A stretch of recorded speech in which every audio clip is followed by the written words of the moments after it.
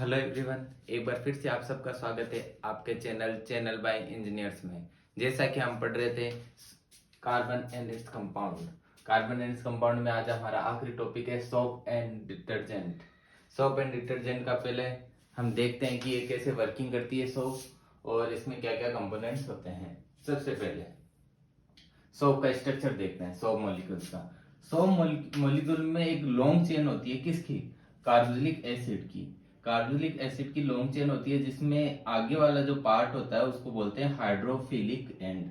Hydrophilic and बोलते हैं, और जो चेन में जो पूंछ टाइप होती है, टेल टाइप, जिसको बोलते हैं हाइड्रोफोबिक एंड। नाम से पता चल रहा है हाइड्रोफोबिक। हाइड्रोफोबिक यानी जिसको पानी से डर लगता हो। हाइड्रोफोबिया बोलते हैं ना जिसको क्या होता है, पानी से डर लगता है, यानी ये रहता है पानी से दूर, यानी पानी में इनसोल्यूबल। और हाइड्रोफिलिक, नाम से पता है हाइड्रोफिल मतलब जिसमें पानी के साथ जो घुल सके, सोल्यूबल। तो जो आगे वाला पार्ट होता है सोप मॉलिक्यूल का वो पानी में हाइड्रोफिलिक होता है, और जो पीछे पूंछ वाला जो पार्ट होता है, टेल पार्ट होता है, हाइड्रोफोबिक होता है पानी से।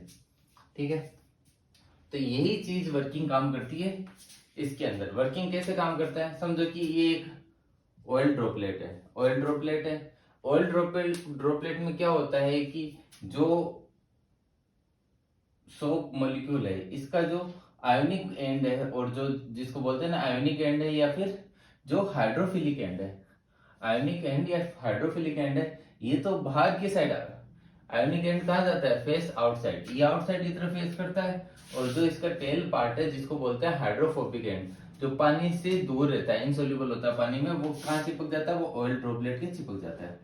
ऑयल ड्रॉपलेट के चिपक गया क्योंकि ऑयल होता है वो क्या होता है, जनरली जितने भी अपना कचरा, डर्ट पार्टिकल होता है कपड़ों में जो लगता है, दाग वगैरह, वो मोस्टली ऑयली होता है। तो ऑयल क्या होता है, वाटर में सोल्यूबल नहीं होता, इनसोल्यूबल होता है। और जो तेल पार्ट है ये भी तो हाइड्रोफोबिक एंड है, ये भी वाटर में इनसोल्यूबल होता है। तो ये जाके कहाँ जुड़ जाता है, ऑयल ड्रॉपलेट के साथ जुड़ जाता है। और जो आयोनिक पार्ट होता है या फिर जो हाइड्रोफिलिक पार्ट होता है वो बाहर की तरफ फेस करके ऐसे चिपक जाते हैं, ऐसे स्ट्रक्चर बनता है। अब इसके अंदर क्या होता है, सबसे पहले सो मॉलिक्यूल में जो ये चेन होती है किसकी होती है, या तो सोडियम की होगी अपने सोडियम के लिए, या फिर पोटेशियम सोल्ट की। सोडियम और पोटेशियम सोल्ट की एक लॉन्ग चेन होती है किसकी, कार्बोक्सिलिक एसिड की। जैसे मैंने बताया एक चेन होती है कार्बोक्सिलिक एसिड की, जिसमें जो चेन पार्ट होता है वो हाइड्रोफोबिक होती है, और जो टेल पे आगे वाला जो पार्ट होता है वो कैसा होता है, आयोनिक एंड हाइड्रोफिलिक होता है।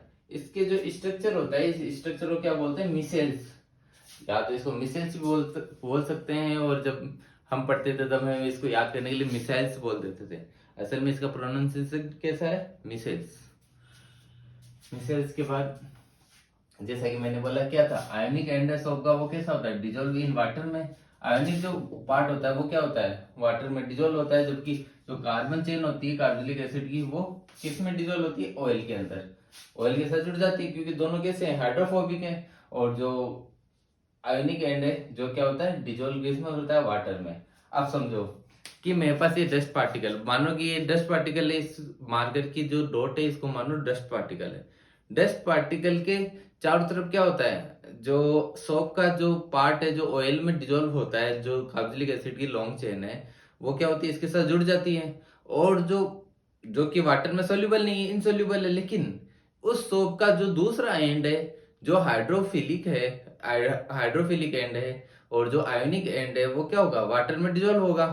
तो इधर जो चिपका है सोप का पार्ट, वो इस डट डट यानी कचरे के साथ चिपक गया, जो ऑयली पार्ट है ऑयल ड्रॉपलेट इसके साथ चिपक गया। और आउटसाइड पार्ट है जो वाटर में डिजोल्व होता है। तो आउटसाइड पार्ट डिजोल्व होके क्या करेगा, ये जो चिपका हुआ पार्ट है ऑयल का ड्रॉपलेट के साथ सोप का, वो भी क्या उसके साथ रिमूव हो जाएगा। क्योंकि एक पार्ट सोप का क्या हो रहा है, डिजोल्व हो रहा है, बाहर वाला पार्ट डिजोल्व होते होते इसको भी साथ लेके चला जाता है। इस तरह कचरा क्या होता है अपने, या डस्ट पार्टिकल या ऑयल ड्रॉपलेट क्या होती है, कपड़े से रिमूव होती है। समझो कि यहाँ पे ये जो इनडिजोल्व पार्ट है, मतलब ये डिजोल्व नहीं हो सकता, लेकिन जो आउटसाइड वाला पार्ट है डिजोल्व हो सकता है। तो ये पूरा पूरा पार्ट यहाँ से है ना, कब डस्ट, जो डर्ट है या डस्ट है या फिर जो भी ऑयल ड्रॉपलेट है, ये क्या करेगी, यहाँ से निकल जाएगी, रिमूव हो जाएगी, किसी में से, कपड़े में से। आई थिंक आपको थोड़ा वो समझ में आया होगा कैसे निकलता है। फॉर्म बनाते हैं किस तरह का, इमल्सन, वाटर के अंदर इमल्सन का फॉर्म बनाता है। इमल्सन क्या होता है, जब दो लिक्विड को मिलाते हैं जो जो चीज बनती है उसको क्या बोलते हैं हम, इमल्सन। और इमल्सन कैसा बनता है, इसमें फोम टाइप झाग मिलते हैं। अपन को पता है, अपन जब कपड़े धोते हैं तो क्या निकलते हैं, झाग। झाग जैसा इमल्सन इसमें रिमूव होता है, remove the dust and clean cloth. इससे क्या होता है, रिमूव करते हैं डस्ट को और क्लीन करते हैं क्लॉथ को। आई थिंक आपको सोप के बारे में थोड़ा बहुत समझ में आया होगा कि सोप, पहले तो सोप क्या होती है, एक मिसेल्स होती है जिस जो किससे बनी होती है, सोडियम और पोटेशियम के सोल्ट से, जो कि एक क्या होती है, लॉन्ग चेन कार्बोनिक एसिड होती है। मैंने यहाँ पे लिखा है सोडियम और potassium salt of long chain carbonic acid, जिसको हम मिसेल्स भी बोलते हैं। इसमें क्या होता है, एक पार्ट होता है जो वाटर में डिजोल्व होने वाला होता है, एक पार्ट होता है जो वाटर में इनडिजोल्व होता है, यानी हाइड्रोफिलिक और हाइड्रोफोबिक पार्ट होते हैं। हाइड्रोफिलिक पार्ट क्या होता है, वाटर में डिजोल्व हो जाता है, जो कि कैसा पार्ट होता है, वो आयोनिक पार्ट होता है, जो कि आउटसाइड की तरफ फेस करता है। और जो हाइड्रोफोबिक पार्ट होता है, कार्बोक्सिलिक एसिड की जो कार्बन की चेन है, वो क्या होती है, हाइड्रोफोबिक पार्ट है, जो कि ऑयल ड्रॉपलेट के साथ जुड़ जाती है। और दोनों कैसी होती है, डिजोल्व नहीं होती वाटर में। आई थिंक आपको समझ में आ गया होगा। इसके बाद हम, होता क्या है, बहुत बार ऐसे रिमूव कर सकते हैं अपन कचरा, लेकिन कभी कभार हम क्या करते हैं, उस कपड़े को धोया, धोने से क्या होगा, वो झाग भी निकल रहे हैं, और क्या होता है, झाग निकलने के बाद भी वो क्या होता है, कपड़े से डर्ट है ना वो निकल नहीं पाती, डर्ट निकल नहीं पाती। एक इनसोल्युबल सब्सटेंस यानी म्यूकस स्कम, जो इनसोल्युबल सब्सटेंस होता है, स्कम और फोम बनते तो हैं, लेकिन क्या हुआ, डर्ट नहीं निकल रहा है। क्यों नहीं निकल पाता, क्योंकि जो सोप होता है, जो पानी होता है, पानी के अंदर सोडियम और मैग्नीशियम के सोल्ट होते हैं जो मिक्स रहते हैं। पानी जो हार्ड, जिसको हार्डनेस ऑफ वाटर या हार्ड वाटर भी बोलते हैं, cause of hardness of water. Hard water के कारण क्या होता है, हार्ड वाटर का मतलब क्या हुआ, सबसे पहले ये समझो। हार्ड वाटर उसको बोलते हैं जिसके अंदर मैग्नीशियम और कैल्शियम के सोल्ट मिले रहते हैं।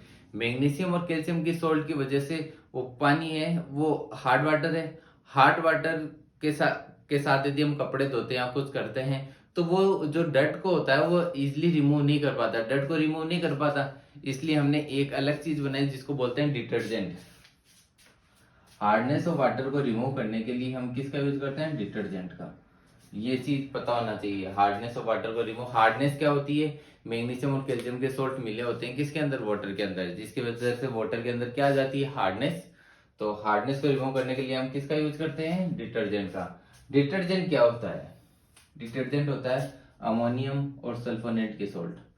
डिटर्जेंट के अंदर किसके सोल्ट होते हैं, अमोनियम और सल्फोनेट के।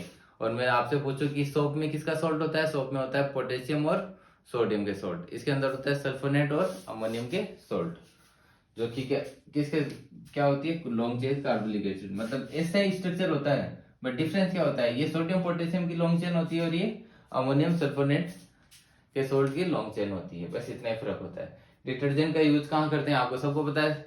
सर्फ का कहाँ यूज करते हैं, कपड़े धोने के अंदर, और शैम्पू के अंदर भी डिटर्जेंट मिला रहता है बालों को सही क्लीन करने के लिए। आई थिंक आपको ये समझ में आ गया होगा।